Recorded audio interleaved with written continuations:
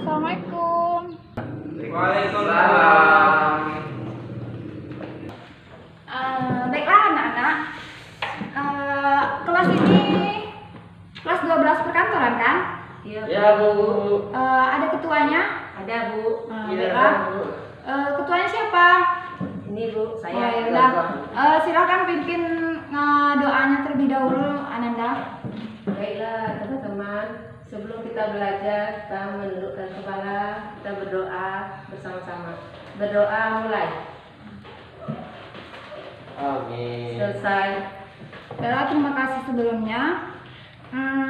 Sudah kenal sama ibu sebelumnya, Ananda? Belum.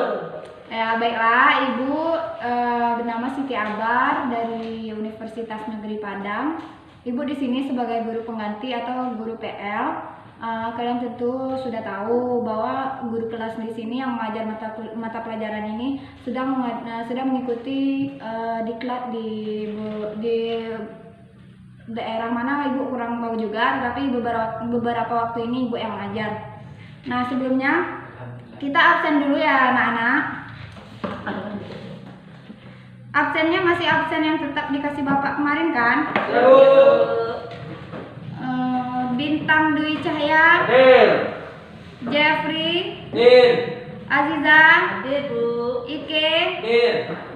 Ternyata banyak yang tidak hadir ya karena mungkin ke dampak virus corona ini. Iya, Bu. Oh iya, Ibu juga nggak pakai masker hari ini karena kendala juga tadi. Sebelumnya kita udah absen. Selanjutnya Ibu mau nanya, minggu kemarin Bapak menjelaskan materi tentang apa? Terakhir kami belajar sama Bapak Budi itu tentang dasar-dasar K3LH, Bu. Sebenarnya kami balas belajar, Bu. Oh, berarti tentang dasar-dasar K3LH. Baiklah. Apa itu kepanjangan dari K3LH, anak-anak? Lupa, Bu. Astagfirullah. Baiklah, panjangannya K3 berarti keselamatan dan kesehatan kerja. LH itu adalah lingkungan hidup. Nah, pada hari ini kita menyambung materi kita. Pertama, tujuan dari K3LH. Ini pembahasan yang kita bahas pada hari ini. Lalu prinsipnya, yang terakhir fungsi, dan jika ada waktu nanti Ibu berikan contohnya. Tetapi kalau tidak ada, kita lanjutkan pada kuis-kuis yang akan Ibu bagikan kepada anak-anak semua. Nah, yang seperti kita ketahui juga, pengertian K3 ini pertama tadi kan secara keilmuan merupakan ilmu pengetahuan dan penerapannya dalam upaya mencegah terjadinya kecelakaan dan terjadinya penyakit akibat kerja seperti yang kita ketahui. Nah, dalam membangun satu gedung itu kan ada para pekerjanya. Nah, para pekerja tersebut harus menerapkan K3 tersebut. Dia harus memperhatikan beberapa langkah-langkah supaya dia bisa menjalankan tugas atau menjalankan pekerjaannya dengan baik.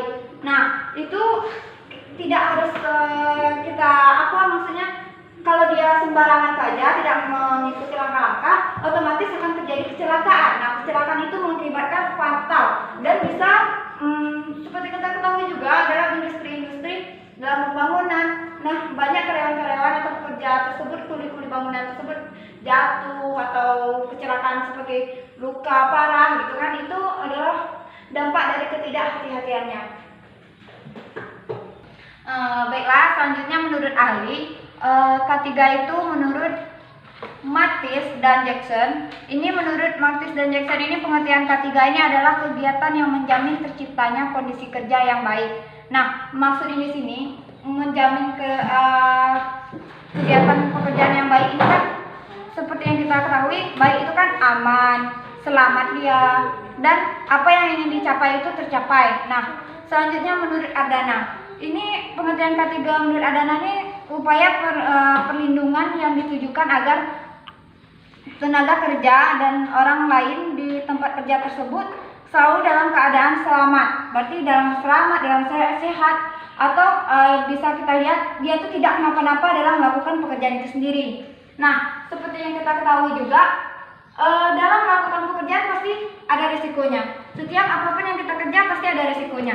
Jadi kita perlu kehati-hatian. Nah, apalagi yang kita tahu juga bahwa di dalam dunia kerja tersebut kita ada yang bisa menjamin keselamatan, ada yang tidak bisa.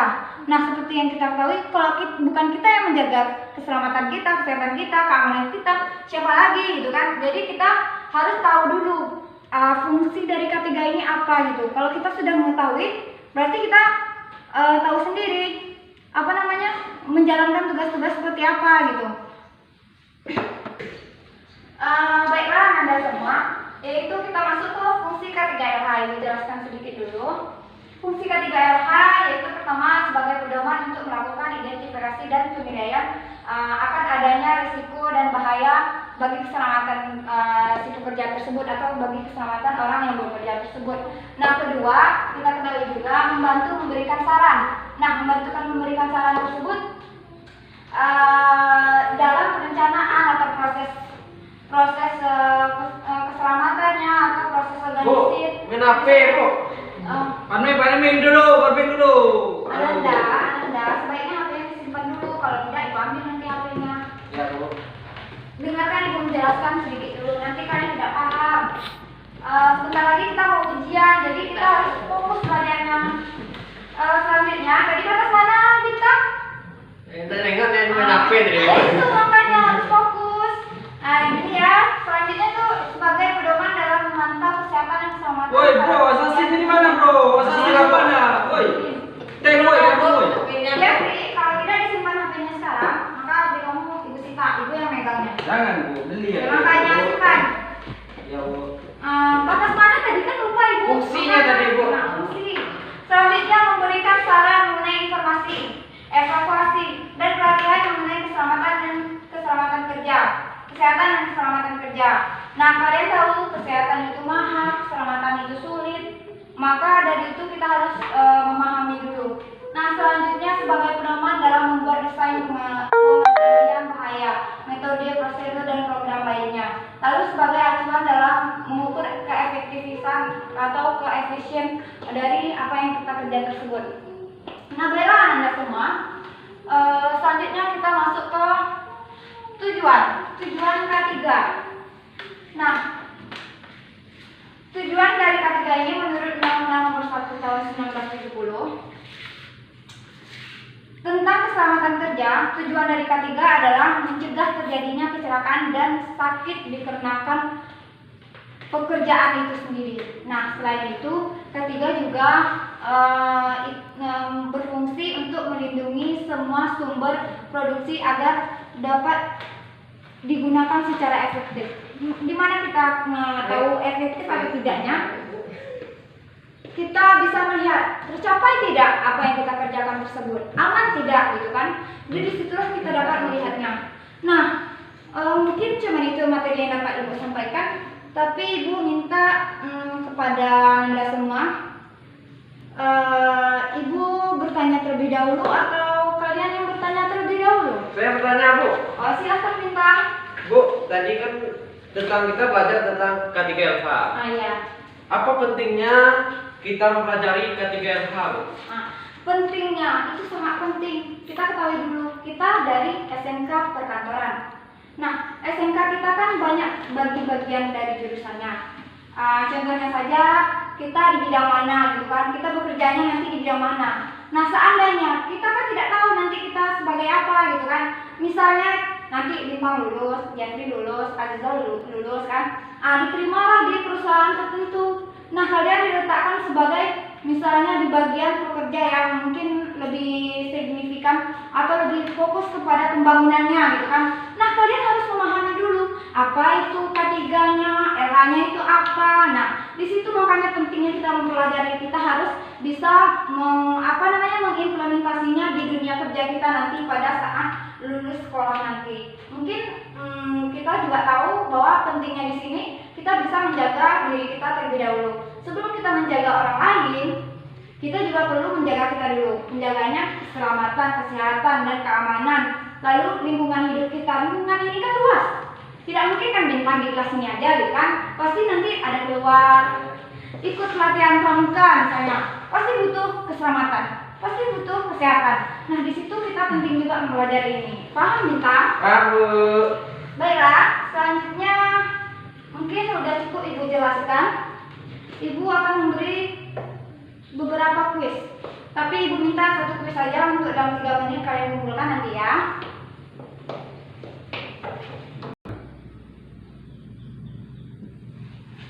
Baiklah Ananda semua, ini kuisnya. Ibu minta 3 menit. Nanti Ibu ambil jawabannya dari kalian semua ya. Iya, Bu. Soalnya Ibu bacakan dulu. Jelaskan kembali fungsi K3LH tersebut serta contohnya. Nah, silahkan dikerjakan.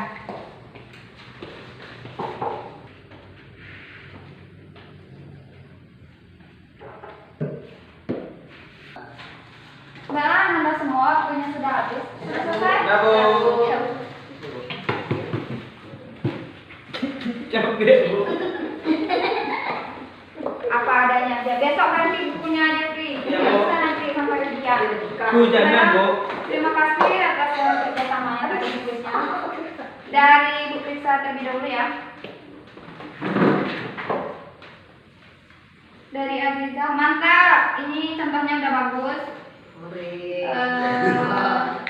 Tapi ada dikit ya Ananda. Kalau dalam menjelaskan atau memberikan contoh itu sebaiknya dijelaskan secara rinci dulu, jangan terlalu fokus kepada hafalan atau melihat buku teks. Iya, Bu. Tapi udah bagus, mantap. Ike, betul sekali Ike. Ini sangat bagus ini, contohnya bisa diterapkan di dunia kerja. Bintang, bagus juga, sangat bagus. Pintar-pintar ya anak di lokal ini. Iya, Bu. Bersyukur Ibu. Pak Budi, Bu. Wah, ini Jeffrey ternyata walaupun nakal, pintar sekali ini. Traktirnya ya, Bu. Oh, aman. Tapi dapat juara dulu baru makan ayam. Siap, Bu. Baiklah, terima kasih. Ini kuisnya, Ibu kembalikan lagi buku-bukunya. Ibu akan meminta Anda semua membuat suatu tugas nanti ya. Tugasnya akan dikumpul minggu depan. Nah, coba kelompok jelaskan lagi atau berikan penjelasan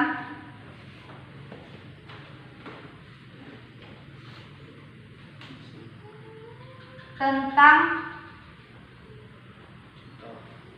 peristiwa yang pernah kalian alami di saat bekerja.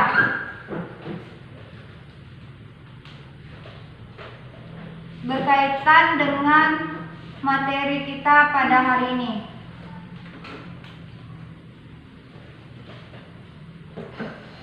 Paham Anda? Baik, tugas ini akan dikumpul pada minggu depan, tetapi Ibu rangkum terlebih dahulu. Dari awal kita belajar tadi sudah ada pengertian atau penjelasan tentang K3LH. K3 itu sendiri adalah keselamatan, kesehatan kerja, dan LH itu adalah lingkungan hidup. Nah, kita ketahui juga bahwa K3LH ini berperan penting dalam kehidupan kita sehari-hari maupun dalam kehidupan kita bekerja.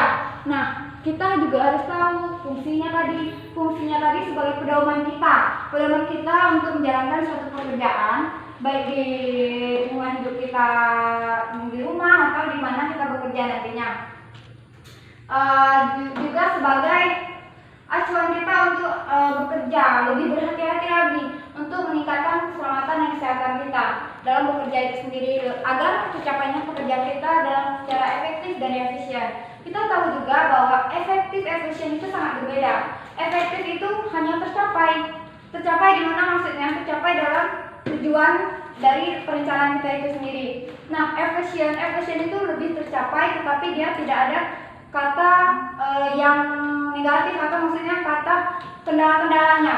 Nah, efektif efisien itu sangat perlu kita capai dengan baik. Efisien contohnya. Efektif contohnya, Bintang dan Jeffrey mau ke sekolah. Nah, di perjalanan tadi ternyata ada kendala seperti ban bocor misalnya kan, motornya. Nah, dia nyampe ke sekolah nanti, tetapi dia menempuh kendala dulu. Dia motornya. Tetapi dia nyampe ke tujuannya, yaitu ke sekolah tadi. Sedangkan Aziza sama Ike tadi dia mau ke sekolah, tetapi di jalan sebelum dia berangkat sekolah tadi motornya udah disiapin dulu, udah diperhatiin dulu apa yang harus disiapkan, seperti ngisi minyak motor, bensin misalnya kan, atau periksa bannya.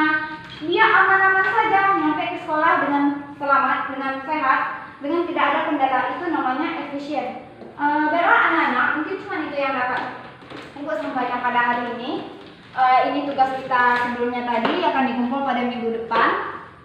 Ibu juga minta bagi yang tidak serius belajar, mohon serius, karena belajar itu penting, karena ilmu itu penting untuk masa depan kita. Adalah cuma itu yang dapat Ibu sampaikan anak-anak semua. Apakah masih ada yang mau ditanyakan? Cukup, Bu. Baiklah, karena waktu kita udah singkat juga, udah habis juga. Ibu ucapkan terima kasih. Sebelumnya mari kita sama-sama mengucap hamdalah. Baiklah, mungkin sekian. Ibu akhiri, wassalamualaikum warahmatullahi wabarakatuh.